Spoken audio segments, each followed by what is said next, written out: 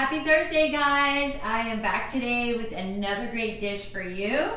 It is actually a one-pot meal. It's a chicken orzo bake, and I have my wonderful hubby behind the camera today, so you're gonna get better shots than when I'm here by myself. So this is it. I actually transferred it from the pot it was in, and I just put it in a baking dish because I need that pot again. But it's made with some, this is made with chicken thighs and the orzo pasta and some cherry tomatoes right from my own garden and some herbs. So this was way better than I thought it was going to be, so I couldn't wait to share it with you guys. So I'm going to show you how to make it. So, okay, so I have my brazier here already, and I already have it on low because I'm ready to heat it up. And the oven goes to 400, and I am going to use chicken thighs. So right now, chicken thighs are like the best bang for your buck with the money and the way, you know, everything costs right now.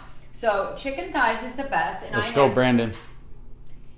And I have the skin on, and I'm going to season them because this is the only chance we're going to get to season the chicken. Because once we start browning it and put it on the side, that's it. We're not going to do it all over again. And that is all my ingredients that he's panning over. And right now, this is Dash of Love. So this is our herbs that we use, our herb blend that we use at the restaurant, and it's from my garden. These are all these herbs here that were all dried, and you put them in like a coffee grinder, grind them up, and then you just put them in jars. So it's basically like an Italian seasoning. It's got basil and thyme and rosemary and love, oregano and love. You're right. So I'm just gonna put some of this on the chicken and season it now. And I went through, of course, I washed these. That's always a big debate. Do you wash chicken before you use it? The answer is yes. I actually cut off some of the excess skin too, because sometimes on thighs, if you turn them over, they have like a long piece of skin. That's not really necessary. So I'm seasoning these pretty heavily. All right, so we're done with that, and I'm also going to put a little salt and pepper on it because that's not in there, because I don't make my own salt or pepper. Wait a minute, chicken doesn't come with salt and pepper? No, it does not. It actually has nothing. Life changer! Mm-hmm. You didn't know that I do that every time you cook? Every time. Okay, so in here we're going to braise these a little bit, and I'm just going to put a little bit of olive oil in the pan. We don't want to do too much because then we're going to have to take a lot of that back out. So since I seasoned the skin side, I'm going to put it down. I'm going to turn my pan up, and then I'm just going to kind of push this around. Because you're not trying to deep fry it, right? No, not at all. We just want to right. get the skin crispy. And to be honest with you, we're not even going to be cooking it all the way through here. So I'm going to get rid of this and put it in the sink because I skeeve raw chicken. So, okay, so we have this going. I just turned this up, so it's going to start to get... Tough words coming from a chef. Skeeve, you know, it's like a slang Italian for like, it's disgusting. I know, nasty. Yeah, for nasty. Shit. Okay, these are going to start to get nice and crispy brown, and I'm also just going to season this side with salt and pepper. Because we don't want to do too much of the dash of love there because we're going to add some other herbs in a little bit. All right, so this is just going to be a one-pot dish here because after we braise the chicken, we're going to move it over to here, and then we're going to add our ingredients in, and then it's going to go in the oven and bake, and that's how you finish it. So it's really a super dish. You can come a little closer, Josh. You're very far away. Okay. While my chicken is browning, it's going to start getting loud and popping and spitting because if you've ever... you know, done chicken, brown chicken in a pan, you know how dirty and greasy it gets. So I'm trying to keep my grease splattering down. So while that is going though, I'm going to show you the ingredients that we have to make this. So I have Parmesan cheese here, and you know, it's from the block and you grate it, so that's really good Parmesan. I have a little bit of wine, and I found that this is a really good kind that you can keep in the refrigerator. You can just, you know, close it back up and put it on the door until you use it again, especially since I'm not really a white wine drinker, but I love to cook with it. Then we have our orzo pasta, cherry tomatoes from our garden. I actually have a scallion that I cured from my garden, and I'm so excited about it. It's the first one I'm using. chicken stock, heavy cream, spinach, and garlic. And then, of course, my herbs. I have basil, oregano, and thyme. But I also want, those are pepes. Oh, that's pepe. That's not part of the That's ingredient. not part of the ingredients. Oh, okay. No. But I kept this out because I want to show you this is the chicken stock that I use. I did not boil the chicken and all that stuff. Sometimes, yes, I do. But in a real pinch like this is really great. It can go back in the refrigerator. It's really concentrated, so the flavor is really delicious in it. I use it in a lot of soups at the restaurant. So better than bouillon. You just put it in. It'll tell you how much to put in, but this is 2.5 cups of water that was with it. So you can hear my chicken crisping up. And what we want to do here is we want to get the skin side nice and brown. So while that's doing that, I'm going to put like a piece of foil over it just because it's going to start spitting all over the place. Pepe's at the door. So I don't know if you want to let Pepe in. Come on, Pep. Hey, Ham. Come on. Pep, you want to come in? Come on, bud.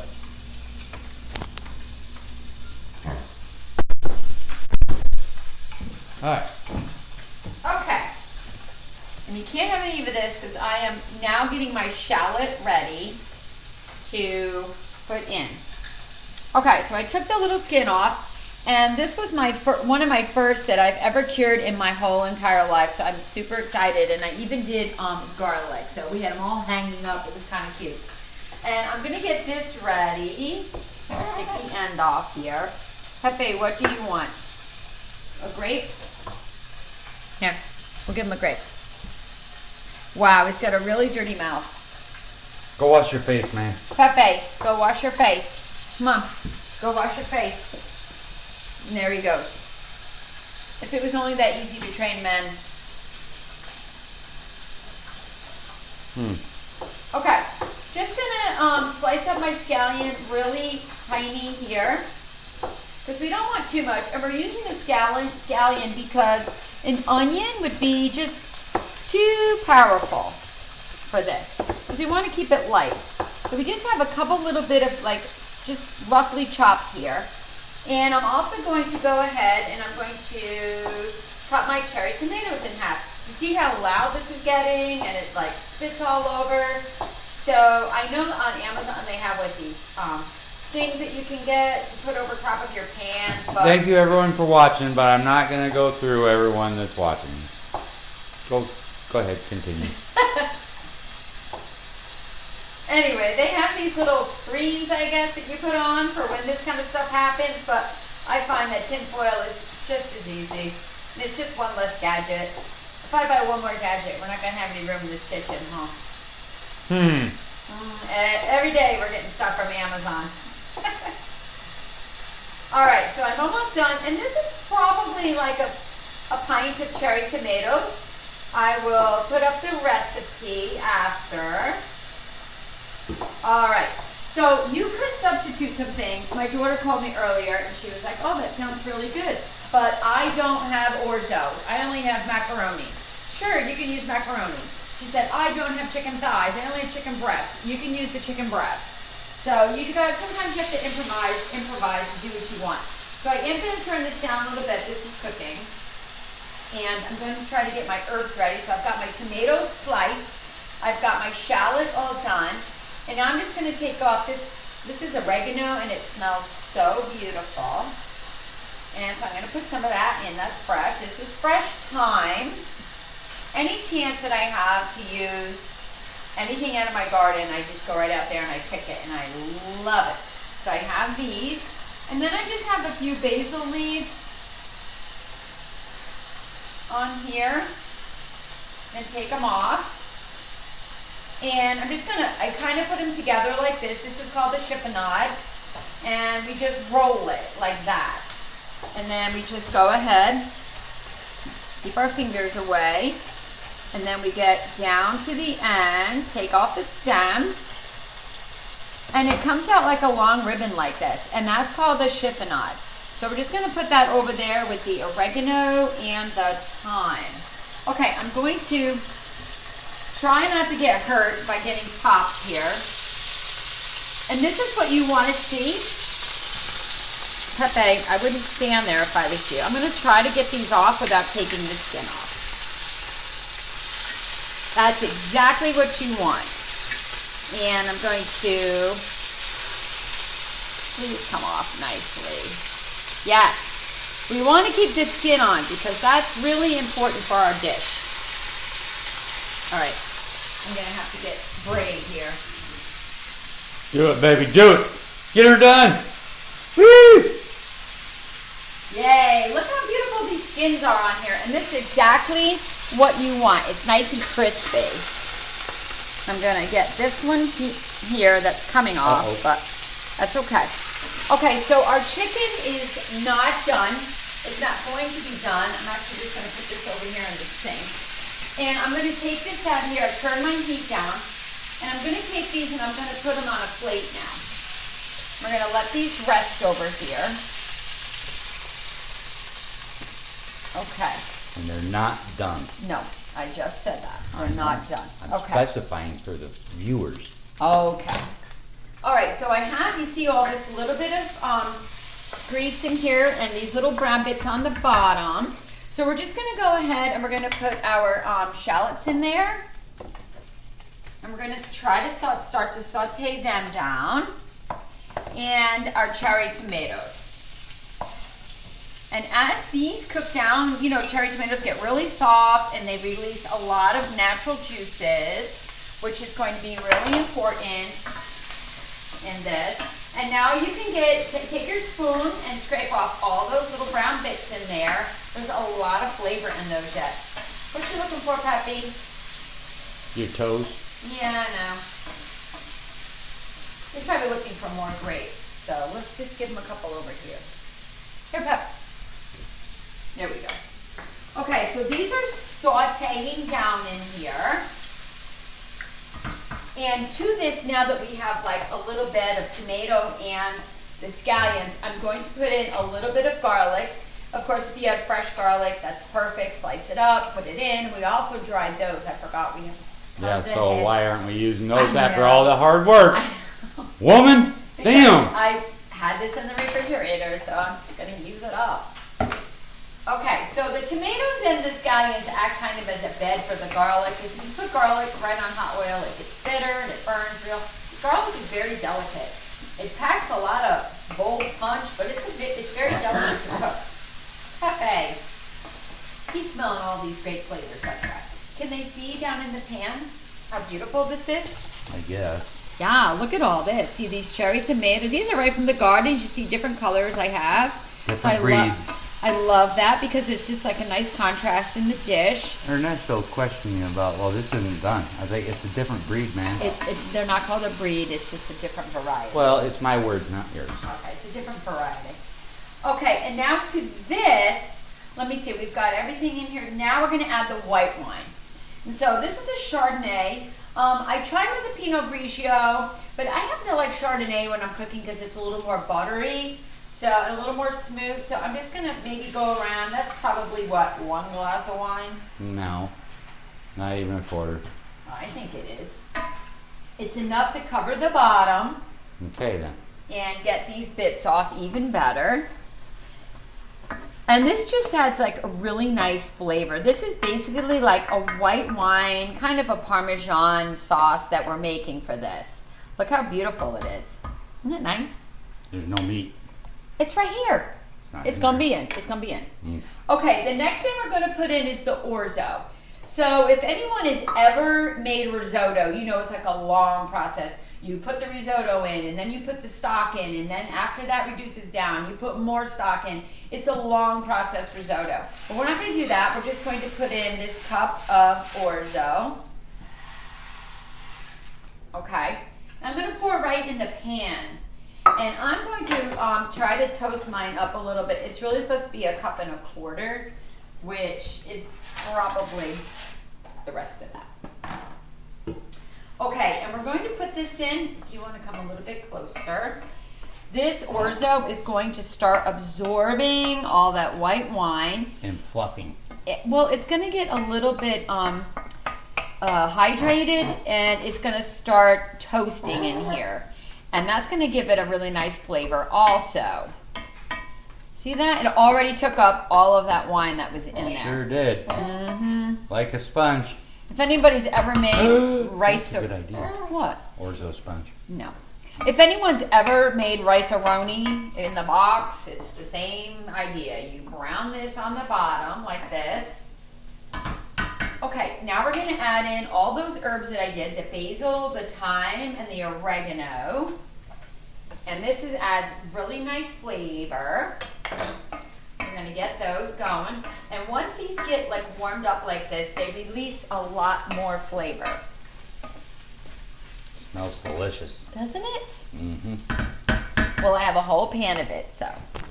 Okay, I'm going to add to this just a little bit of spinach. I like green, and anytime I can add it to something, I am. This is baby spinach, so I'm just putting in a few leaves in here. I know it looks like a lot, but you know spinach always wilts down. And then we're going to give some to Pepe. On your... You don't want that nasty stuff. He eats anything. He's a very healthy eater. I know people always have this perception of pigs and all this stuff, but he's really a very healthy eater. I love it. Nothing but muscle and bone there. Yeah. He's a vegetarian, basically. And a beer belly, but... Okay, so the orzo is all like toasted up in here, and we're starting so it doesn't stick. And now I'm putting in a cup of heavy cream. And I already know it was a cup because I measured it out before. Okay, and this is what gives it nice creaminess, is this heavy cream. It mellows out the chicken broth, and it brings like a nice velvety touch to everything. Look at this, how pretty this dish is already. Isn't it nice? Mm-hmm. It's really pretty. Okay, and the last little thing for flavor we're going to put in is Parmesan cheese. And I already know how much it is, but I know by my hand also. And we're going to stir this in. So now basically you have like a white wine Parmesan cheese sauce, which is, I mean, the best of all worlds. Would you look at this guy? Okay. And in here is going to go the 2.5 cups of chicken stock, as you can see. I'm just going to give it a little bit of a whirl here. And it's going right in here. And you guys are probably thinking, oh my God, this is so watery. That's what I'm thinking. Were you? I was thinking you just screwed it up, but... Nope, I did not. All right. You gonna let it cook down, huh? Well, not on here. Just in the Not oven, on right? here. And we're going to go ahead now, and we're going to put our chicken back in. We're not going to let it sink. We want that crust to stay up. Remember. And now as it goes back in the oven, it's going to continue to cook in this. And we're going to put these juices in here because that's always delicious. Put that in the sink. And now this goes in the oven at 400 for 20 to 25 minutes. And that way you know, where's my Mopeak? There's. And that way you know it's done. The chicken will be all done. We don't cover it because if you covered it, then it would steam this top and it would take the crust away from here. But you will cook it down with the top off for 20 to 25 minutes at 400. And this is what you get. Let's show them what they get. Show 'em. Okay, so this is the beautiful chicken thigh.